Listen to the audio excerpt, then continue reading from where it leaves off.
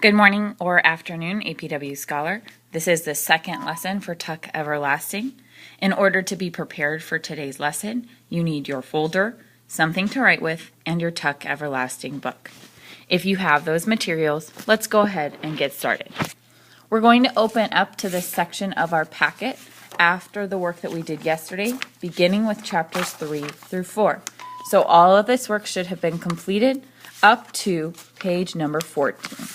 Here we see it says, before you read the chapter, the protagonist in most novels features the main character or good guy. The protagonist of Tuck Everlasting is Winnie Foster, a young girl who lives in a rather remote cottage with her family. Think back on some of your favorite characters from past novels you have read or movies you've seen.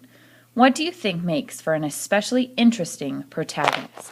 So this question is asking us, ultimately, what do you think makes for a really interesting protagonist? And the protagonist being the good guy. So I'm going to respond with my sentence frame. I think a protagonist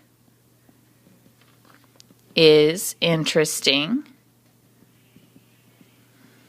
when, and then you are going to complete the rest of the sentence. What do you think makes an interesting protagonist? So for instance, you might say, I think a protagonist is interesting when they are morally conflicted about something. I think a protagonist is interesting when they are like me. You can choose any of those to complete this question. If you've completed the before you read the chapter section of this assignment, you're ready to read chapters 3 and 4 of the novel. These chapters can be found in the folder that says Tuck Everlasting Lesson 2, and you're looking for video number 2, which will be chapter 3, and video number 3, which will be chapter 4. When you're done with those videos, you'll be ready for video number 4, which will be the remainder of today's lesson. Enjoy the reading. Make sure that you have your book out and you are following along. Thanks.